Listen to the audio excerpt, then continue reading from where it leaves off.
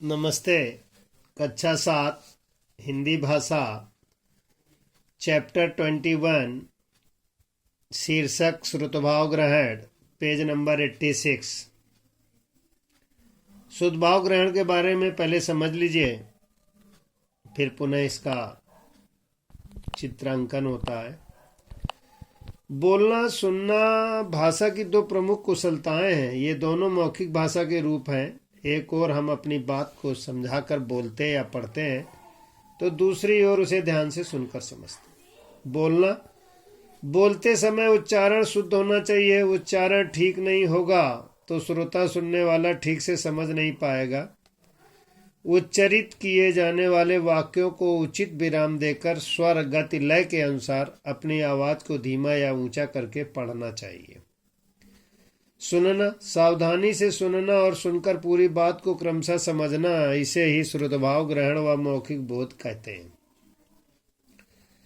कक्षा में शुद्धभाव ग्रहण, शिक्षक कक्षा के स्तर के अनुरूप अनुच्छेद का चयन करें और ना ही बहुत कठिन हो ना ही सरल हो।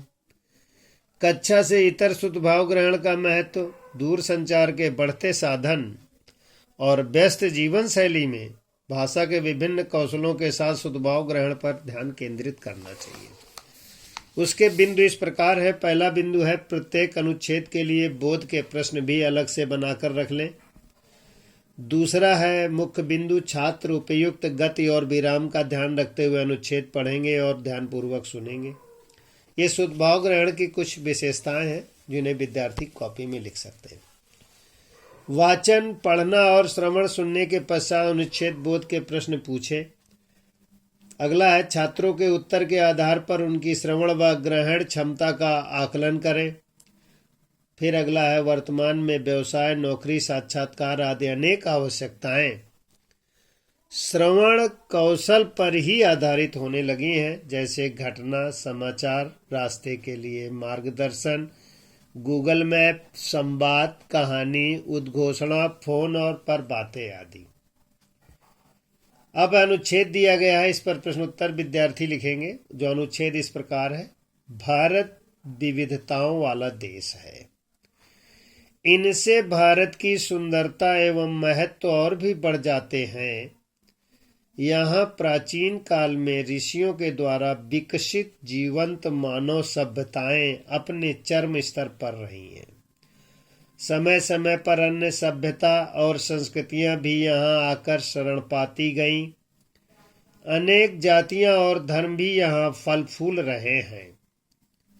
सभी की पूजा विधियां, रीति रिवाज, परंपराएं, खान पान, रहन सहन आदि बाहरी दृष्टि से भिन्न है, लेकिन भारतीयता की आंतरिक भावना ने सभी को एक सूत्र में पिरोकर रखा है। सभी भारत माता के कंठहार के चमकते मोती के समान है। पहला प्रश्न है, भारत की सुंदरता और महत्व को किसने बढ़ा दिया है? इसका उत्तर है, भारत में व्याप्त विविधताओं ने भारत की सुंदरता और महत्व को बढ़ा दिया है। खा, प्राचीन काल में भारत की सभ्यता और संस्कृति का निर्माण किसने किया? उत्तर है, प्राचीन काल में भारत की सभ्यता और संस्कृति का निर्माण ऋषियों ने किया। गा, भारत की विविधताएं क्या क्या हैं? उत्तर है, पूजा विधियां, रीति रिवाज, परंपराएं, खान पान, रहन सहन आदि भारत की विविधताएं हैं। अगला प्रश्न है, सभी विविधताएं किसके समान बताई गई हैं? उत्तर है, सभी विविधताएं भारत माता के कंठहार, कंठहार माने गले का हार के चमकते मोती के समान बताई गई हैं। अगला प्रश्न है, अनुच्छेद के लिए उचित शीर्षक बताइए।